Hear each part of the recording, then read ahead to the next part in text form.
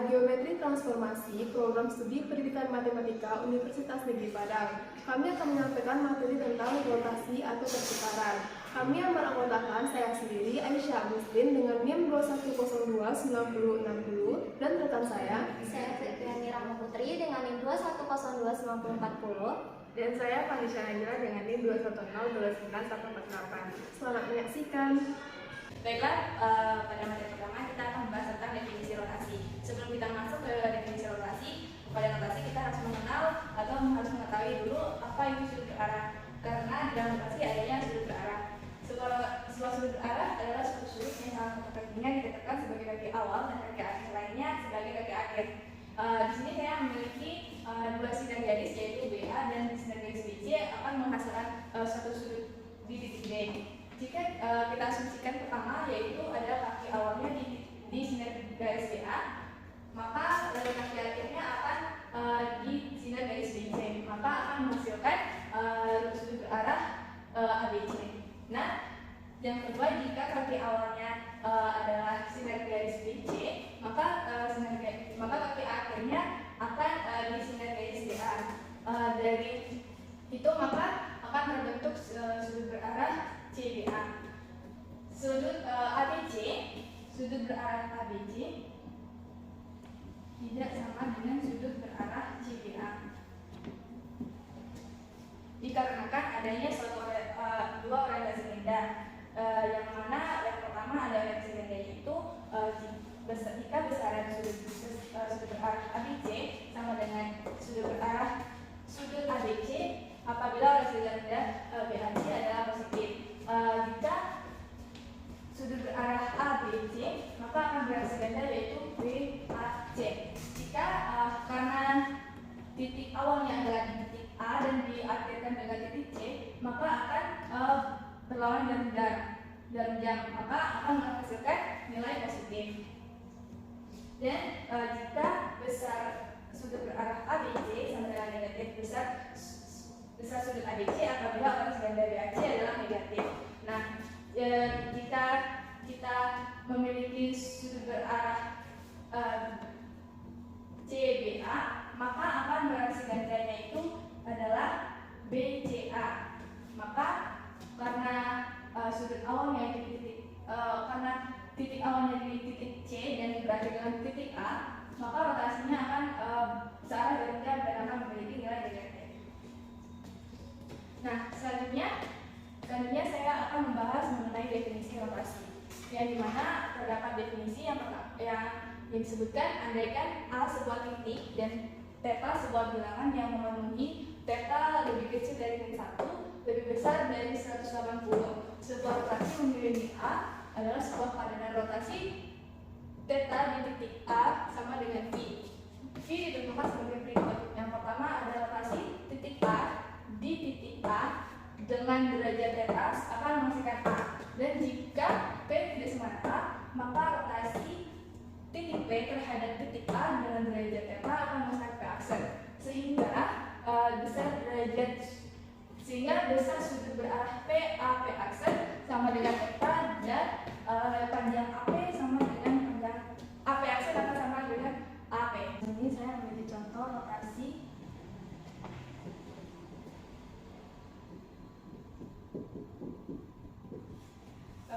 dengan rotasinya titik P dirotasikan terhadap titik A dengan derajat 60 derajat, maka P aksennya karena dia 60 derajat bernilai positif, maka akan dirotasikan berlawanan jarum jam.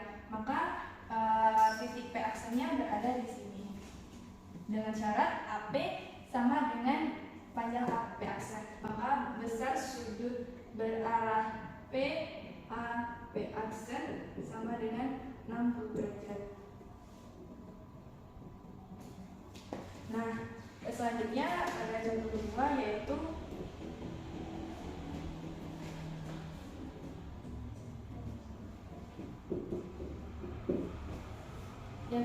rotasi titik Q dirotasikan terhadap titik A dengan derajat 60 akan menghasilkan Q aksen. Jika karena dia bernilai negatif 60 derajat, maka dirotasikan searah jarum jam, maka key aksennya akan berada di sini dengan syarat panjang kaki sama dengan panjang kaki aksen. Maka besar sudut berarah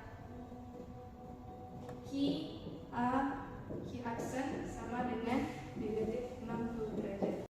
Baiklah, sekian materi yang saya sampaikan. Pada materi kedua akan dijelaskan oleh rekan saya. Baiklah, saya akan menjelaskan teorema segala sedikit satu yang begini. Andaikan S dan T merupakan dua garis yang tidak saling tegak lurus dan berpotongan di titik A. Kemudian kita andaikan P dan Q merupakan dua titik yang berlainan dengan titik A. Maka besar sudut berarah PA double aksen akan sama dengan besar sudut berarah QA Q double aksen. Dengan ketentuan P double aksen itu merupakan pencerminan titik P terhadap S lalu terhadap garis T, dan Q double aksen itu merupakan pencerminan titik Q terhadap garis S kemudian terhadap garis T. Untuk membuktikan teorema ini kita memiliki tiga kasus.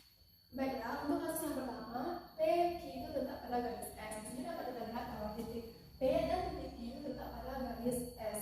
Untuk menentukan besar sudut berarah PA P double aksen sama dengan sudut berarah QA Q double aksen, kita harus menentukan terlebih dahulu P double aksennya dengan ketentuan pada teorema MTMS P itu akan sama dengan P double aksen. Di sini kita cerminkan P ini terhadap garis S terlebih dahulu. Kita peroleh P aksen karena titik P itu terletak pada garis S yang merupakan cermin. Kemudian kita cerminkan lagi kepada garis T.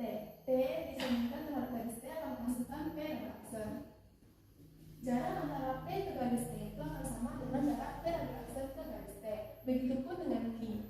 MTMS Q itu akan sama dengan Q double aksen.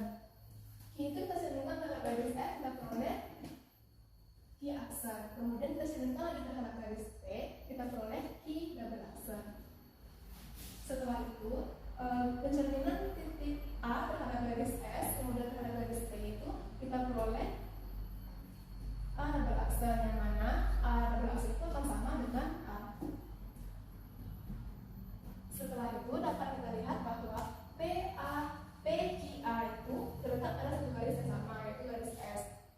Kemudian P double aksen, Q double aksen, dan A double aksen itu juga terletak pada satu garis yang sama yang melewati titik A. Dapat kita tentukan bahwa P besar sudut berarah P double aksen itu akan sama dengan besar sudut berarah QA Q double aksen. Maka teorema 9/1 terbukti.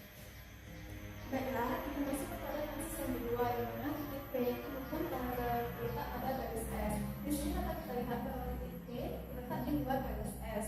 Hal yang pertama yang harus dilakukan adalah kita harus mencari titik P double aksen dan Q double aksen sesuai ketentuan. Titik P double aksen itu merupakan pencerminan titik P terhadap garis S kemudian terhadap garis T.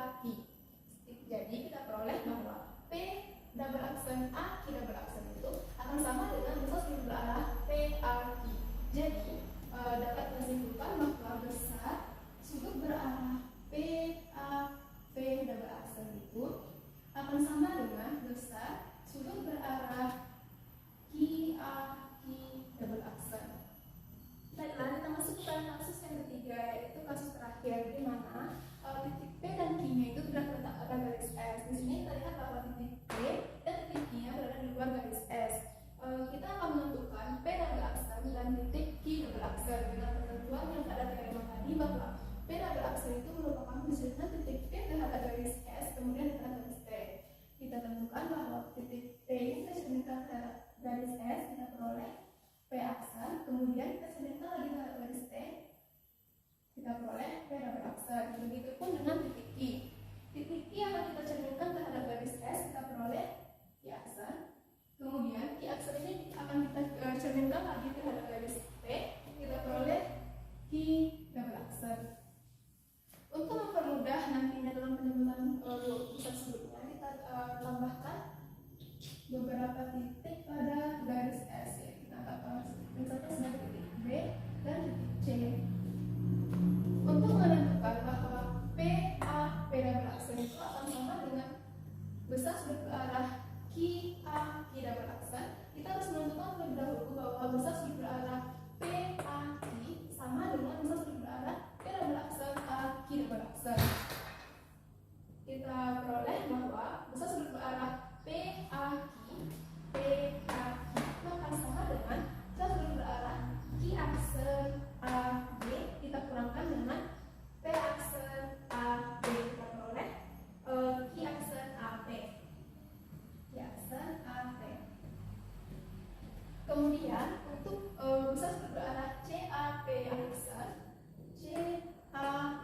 aksen, kita kurangkan dengan CAP aksen, juga kita peroleh Q aksen A aksen. Setelah itu besar sudut berarah PA double aksen AC, P double aksen AC, kita kurangkan dengan besar sudut berarah Q double aksen AC, Q double aksen AC. Kita lihat bahwa P double aksen AC dikulang dengan Q double aksen AC akan memperoleh P besar sudut berarah P double aksen A Q double aksen. Jadi dapat kita simpulkan bahwa besar sudut berarah PAQ itu memang sama dengan besar sudut berarah P double aksen A Q double aksen. Sehingga dapat kita tentukan bahwa besar sudut berarah P double aksen itu akan sama dengan besar sudut berarah Q double aksen. Jadi teorema 11/1-nya juga terbukti pada contoh soal. Pada soal diketahui bahwa besar sudut ABC itu sama dengan 40 dan besar sudut BAB sama dengan 120. Pertanyaannya, tentukan besar sudut berarah DAB, besar sudut berarah DCA, dan besar sudut berarah ECA. Yang kedua, besarnya sudut dari AB ke BC, AC ke BC, dan AB ke AC. Untuk menyelesaikan soal ini, kita misalkan di sini ada BDK, di sini ada B, dan di sini ada C. Misalkan di sini juga ada B, dan di sini ada BE. Kita pilih soal bahwa besar sudut ABC merupakan 40. ABC maka ini 40, dan BAB 120. Kemudian kita akan menentukan besar sudut berarah DAB. DAB dapat langsung ditentukan bahwa DAB itu sama dengan besar sudut berarah DAB. Besar sudut berarah DAB itu akan sama dengan 120. Selanjutnya, besar sudut berarah BCA. Di sini kita tentukan terlebih dahulu besar sudut berarah BAC dengan cara di sini dapat terlihat bahwa ini merupakan garis lurus. Sementara 120 sudah diketahui, kita akan mencari sudut yang BAC. Dapat kita tahu bahwa 180 itu dikurang 120 akan menghasilkan sudut BAC. Jadi sudut BAC itu akan sama dengan 60. Di sini dapat kita ketahui bahwa BAC itu 60 derajat. Yang kedua, kita sudah ketahui bahwa besar sudut berarah BAC akan sama dengan 60. Selanjutnya, pada soal kita harus menentukan besar sudut berarah ECA.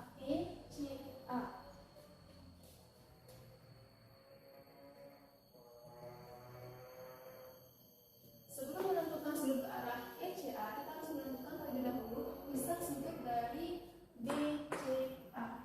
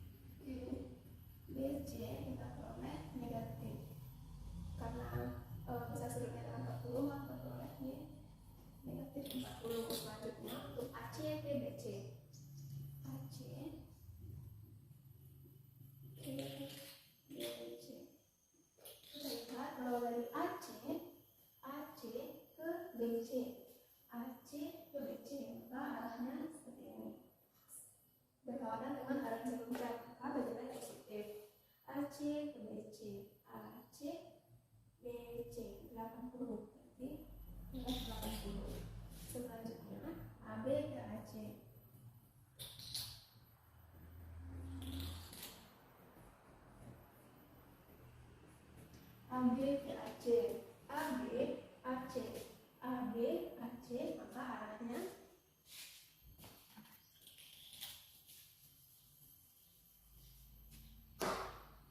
AB yang pertama lalu AC, maka arahnya seperti ini. Berlawanan dengan arah jarum jam A positif. Kita peroleh AB AC. Baik, di sini saya akan menjelaskan teorema 11.2 yang berbunyi jika S dan T garis-garis yang tidak tegak lurus berpotongan di A dan jika sudut di antara garis S ke garis T adalah setengah theta, maka rotasi A theta akan sama dengan hasil pencerminan terhadap garis S lalu terhadap garis T. Nah, di sini kita akan membuktikan teorema 11.2. Pertama-tama itu kita mencari diketahui dalam teorema. Di sini dapat diketahui ada dua garis, yaitu garis S dan garis T. Yang mana garis tersebut tidak tegak lurus berpotongan di A. Berarti di sini sudah saya bikin dua garis, di mana ini adalah garis S dan ini garis T. Lalu dia berpotongan di A.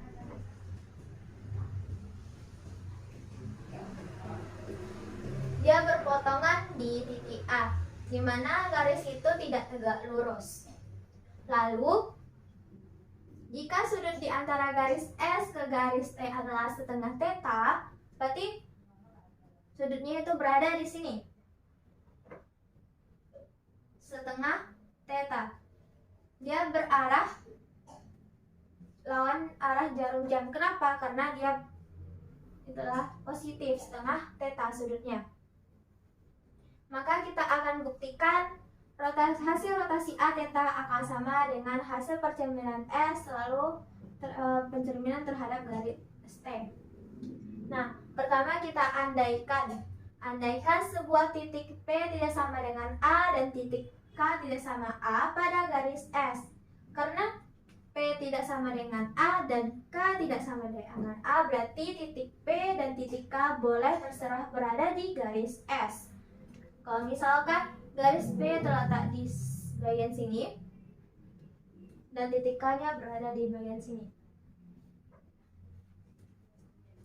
Lalu andaikan hasil memperoleh K double aksen adalah hasil dari pencerminan titik K terhadap garis S lalu terhadap garis T. Pertama, di sini kita cerminkan dulu terhadap garis S.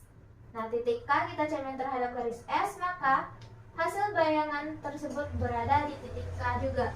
Berarti hasil bayang itu saya buat simbolnya itu K aksen.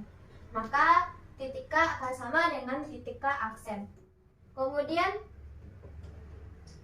kita cerminkan terhadap garis T. Nah, maka hasil bayangan tersebut berada di bagian sini. Tuh kita bikin itu K double aksen. Di sini kita ketahui hasil pencerminan itu tegak lurus. Perpotongan tegak lurus. Nah, tegak lurus di mana perpotongan itu saya bikin titik M. Maka K double aksen M akan sama dengan panjang M atau panjang jarak M ke K. Setelah itu, maka besar sudut berarah K ke aksen itu 2 kali setengah theta. Untuk cara kita membuktikannya, kita tarik garis A ke double aksen. Kita tarik dan buat garis. Nah, di sini bisa kita nampak bahwa besar sudut MAK akan sama dengan besar sudut MA ke double aksen, maka dia besar sudutnya itu adalah setengah theta karena dia bertolak belakang. Arahnya juga berlawanan terhadap arah jarum jam karena dia sudutnya itu adalah positif, sehingga bisa kita dapat besar sudut berarah ke double aksen itu adalah 2 kali setengah theta.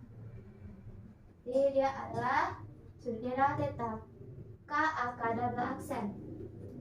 Lalu, jika P double aksen adalah hasil dari pencerminan titik P terhadap garis S lalu terhadap garis T, kita buktikan Pertama kita cerminkan terhadap garis S terlebih dahulu. Maka titik P ini kita cerminkan ke garis S, maka hasil bayangan juga terdapat di titik P. Nah, jadi P aksen akan sama dengan P. Lalu kita cerminkan terhadap garis T. Nah, titik P kita cerminkan terhadap garis T, maka hasil bayangan berada di sini. Itu kita bikin simbolnya adalah P double aksen. Sehingga sudut berarah PAP double aksen akan sama dengan besar sudut berarah KAK aksen. Kenapa? Kita buktikan. Pertama kita tarik garis di titik A ke titik P aksen. Nah, di sini kita bikin sebuah garis tarik garis itu adalah garis A di titik A ke titik P double aksen. Kemudian kita ketahui hasil pencerminan itu akan tegak lurus. Berarti di sini dia tegak lurus, itu adalah sudut siku-siku. Di sini perpotongan titik ini antara P double aksen itu saya buat titiknya adalah titik N, titik potongnya. Maka besar sudut PAN itu akan bertolak belakang dengan besar sudut MAK. Berarti besar sudutnya sama kalau bertolak belakang. Berarti ini sudutnya juga setengah theta. Nah, kemudian besar sudut PAN itu akan sama dengan besar sudut P double aksen AN.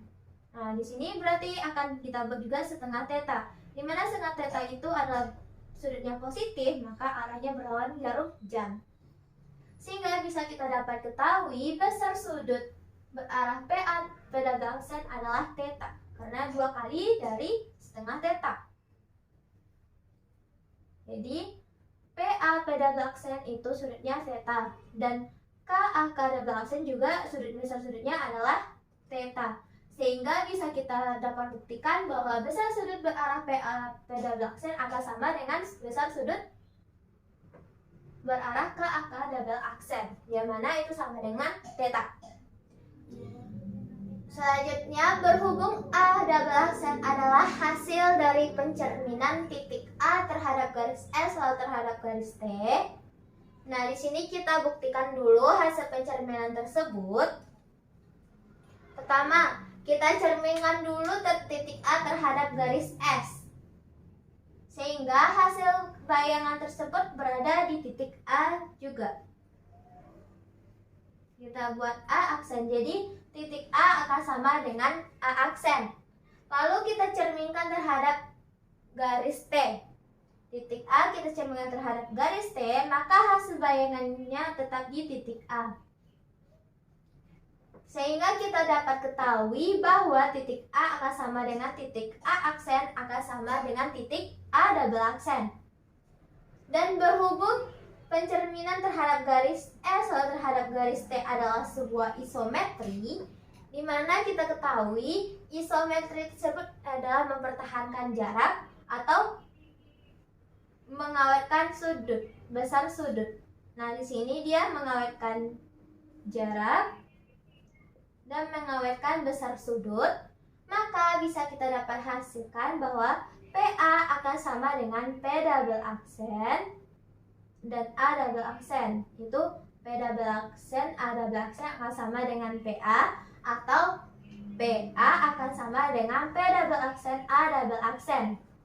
Nah, menurut ketentuan yang sudah kita buktikan bahwa hasil pencerminan terhadap garis S lalu terhadap garis T akan sama dengan rotasi A theta.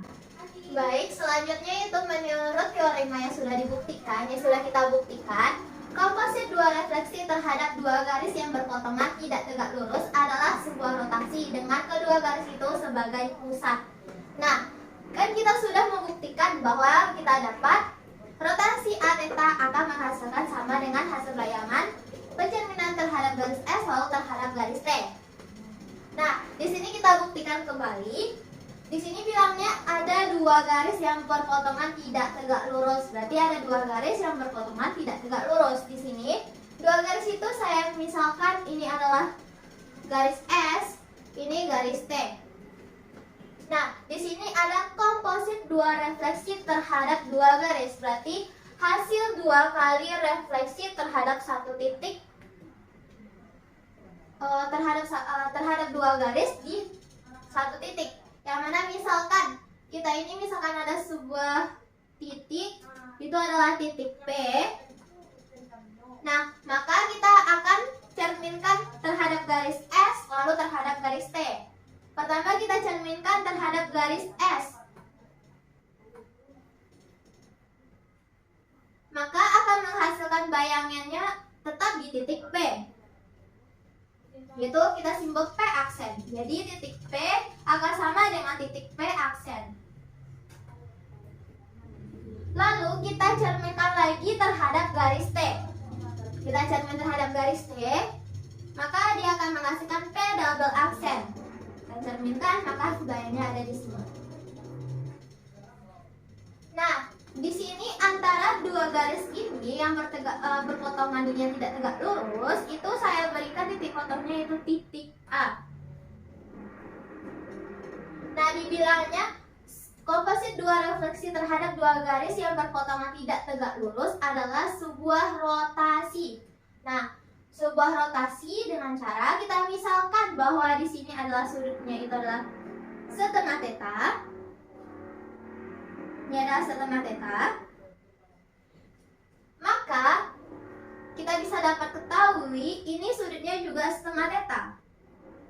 Kenapa? Karena hasil pencerminan itu akan sama panjang jaraknya dan akan tegak lurus terhadap garis T. Di sini titik fotonya itu saya beri titik M. Berarti P double aksen M akan sama panjang garisnya MP. Setelah itu kita dapat ketahui bahwa rotasi titik P terhadap titik A dan putaran derajatnya adalah theta, itu akan menghasilkan P double aksen. Sehingga bisa kita dapat kesimpulan bahwa RA theta P akan sama dengan MDMSP. Hasilnya sama-sama P double aksen di mana bayangnya sama.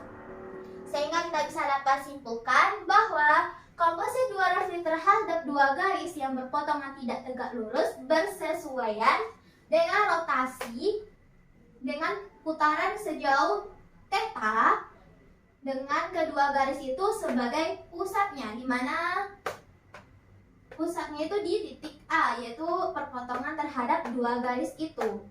Jadi selanjutnya itu adalah jika kaki-kaki sudut sinar BA dan sinar BC membentuk dua sinar yang berlawan arah. Jadi ini ada sinar BA dengan arahnya ke lurus dan sinar BC di mana arahnya itu adalah ke bawah. Sehingga misalnya CBA atau sinar BA ini dengan sinar BC kita gabungkan, maka akan terbentuk di sini sinar BA kita gabungkan dengan sinar BC, maka dia akan berpotongan di titik B. Maka akan menghasilkan sudut ABC dengan ukuran 180 derajat. 180 derajat. Sehingga arah besar arah sudut ABC itu 180 derajat, bisa juga besar arah sudut ABC itu negatif 180 derajat. Kenapa? Karena kita ketahui bahwa kalau misalnya dia rotasinya dia berlawan arah jarum jam, maka dia akan positif. Sedangkan dia searah jarum jam, maka dia negatif. Jadi bisa kita katakan bahwa sudut besar besar sudut berarah ABC itu adalah plus minus 180 derajat. Maka rotasi tidak lain juga sebuah setengah putaran. Nah, di sini kita akan membuktikan bahwa rotasi adalah sebuah setengah putaran. Di sini ada setengah putaran titik A terhadap titik B, itu akan sama dengan hasil pencerminan titik A terhadap garis S lalu terhadap garis T yang sudah kita pelajari. Kalau sedangkan rotasi yang kita sudah materi sebelumnya yang sudah saya jelaskan bahwa rotasi titik A terhadap titik pusat B dengan putaran 180 derajat itu akan sama dengan hasil pencerminan terhadap pencerminan titik A terhadap garis S lalu terhadap garis T. Dan di sini kan sama. Dari secara rumus sudah sama, di mana hasilnya akan menghasilkan A double aksen juga A double aksen, maka terbukti. Kita contohkan ke dalam ilustrasi gambar. Di sini ada sinar, tadi kan ada sinar BA, di mana sinar BA ini kita misalkan adalah sebuah garis S. Antara sinar BA dan sinar BC kita buat garis di tengahnya, itu kita bikin itu adalah garis T. Lalu kita cerminkan titik A terhadap garis S. Hasil percerminannya itu tetap berada di titik A. Jadi A akan sama dengan A aksen. Lalu kita cerminkan terhadap garis T. Maka akan menghasilkan bayangnya di sini, di mana di titik C. Titik C ini sebayang kita misalkan itu A double aksen. Jadi A double aksen akan sama dengan titik C. Maka terbuktilah bahwa setengah putaran titik A terhadap titik B akan sama dengan rotasi titik A terhadap titik pusat B dengan putaran 100 plus minus 180 derajat. Akibat dari yang sudah kita buktikan ini, akibat 1, hasil kali 2 refleksi pada 2 garis adalah sebuah rotasi atau translasi.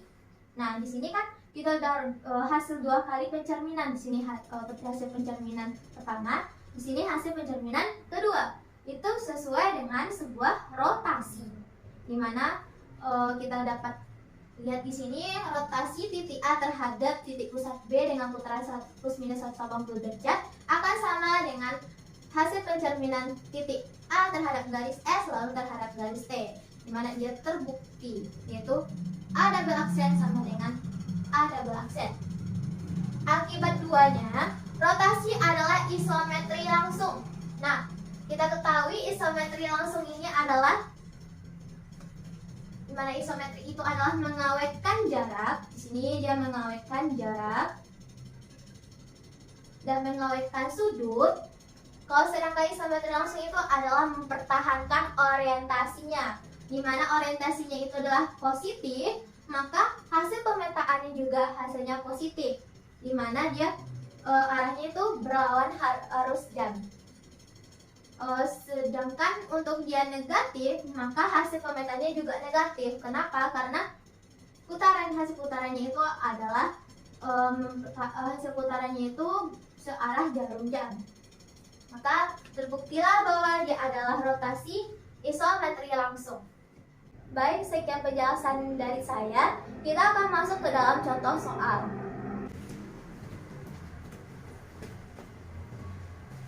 Baik, kita masuk ke dalam contoh soal. Jika RA theta sebuah rotasi yang memetakan P dan P aksen, tentukanlah 2 pasangan garis yang digunakan sebagai sumbu-sumbu refleksi, sehingga komposisi refleksi-refleksi ini adalah rotasi yang diketahui.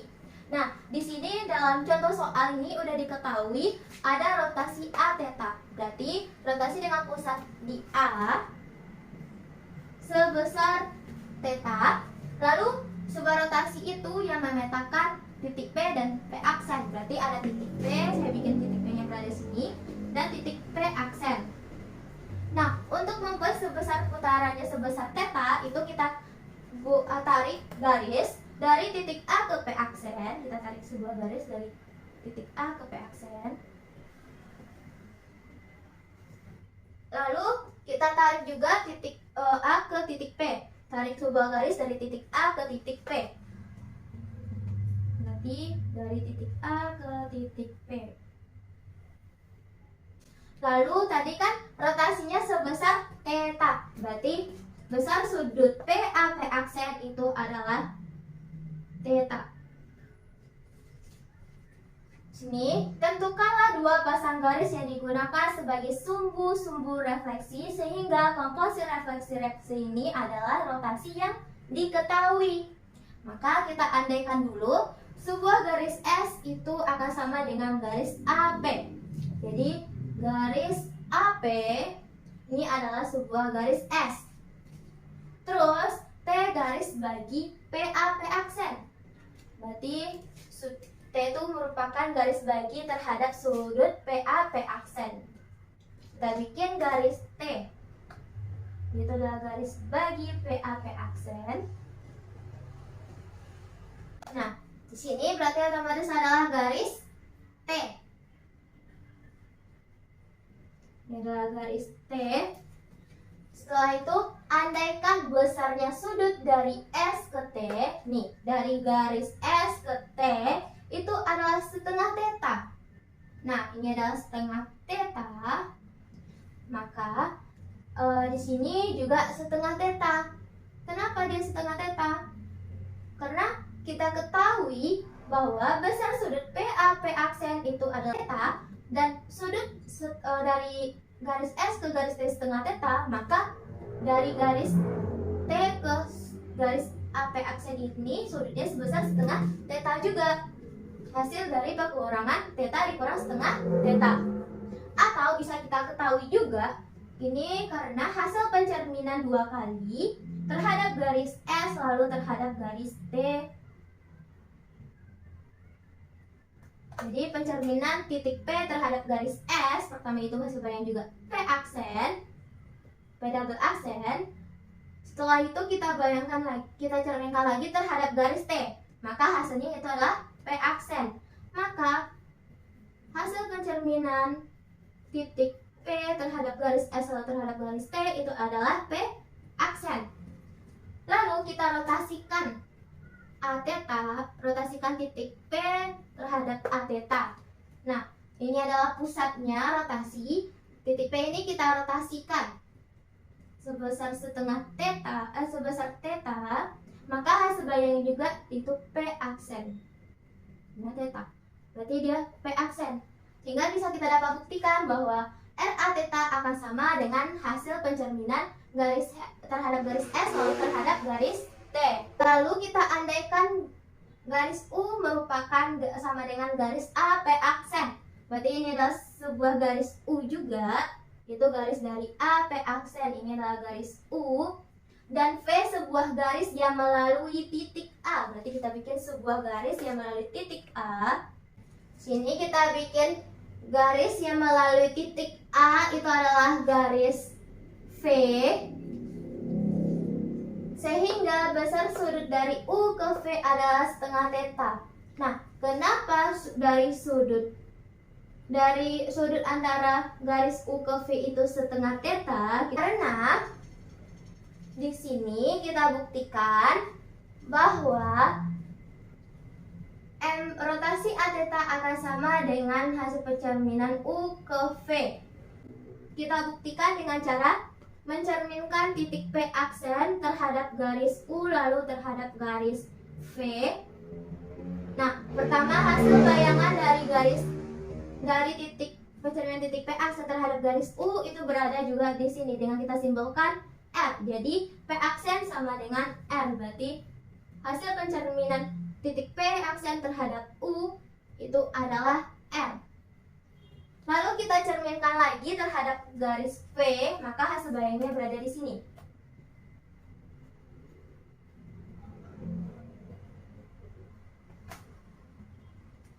Di sini adalah garis R double aksen. Maka di sini hasilnya adalah bayangnya R double aksen. Setelah itu kita tarik sebuah garis dari titik A ke titik R double aksen.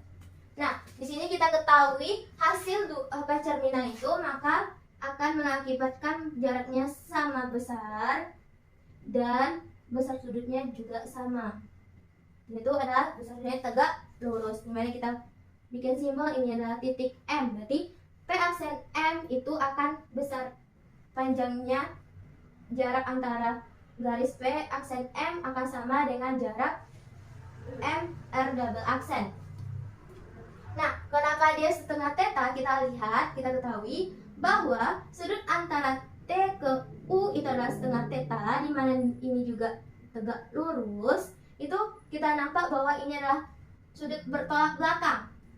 Jadi besar sudut antara garis T ke U akan sama dengan sudut P aksen AM, setengah theta. Jadi terbuktilah sudut dari U ke V adalah setengah theta. Kita dapat ketahui bahwa sudut MAR double aksen juga setengah theta. Kenapa dia setengah theta? Karena dia sudutnya bertolak belakang juga terhadap sudut P aksen AM. Jadi bisa kita dapat ketahui bahwa sudut P aksen AR double aksen juga besar sudutnya theta. Jadi besar sudut P aksen itu akan sama dengan besar sudut P aksen AR double aksen. Itu sebesar theta. Nah, di sini kita bisa dapat ketahui rotasi A theta terhadap P aksen, rotasi A theta terhadap titik P aksen juga hasil bayangannya berada di R double aksen. Nah, di sini hasil bayangannya ini adalah setengah. Ini rotasinya sebesar theta. Nah, jadi maka kita dapat ketahui rotasi terhadap titik A dengan putaran sebesar theta itu hasil bayangannya adalah R double aksen. Maka kita dapat juga RA theta akan sama dengan MPMU. Baik, sekian penjelasan materi dari saya kembalikan kepada moderator. Sekian penjelasan materi dari kami, semoga bermanfaat. Terima kasih. Wassalamualaikum warahmatullahi wabarakatuh.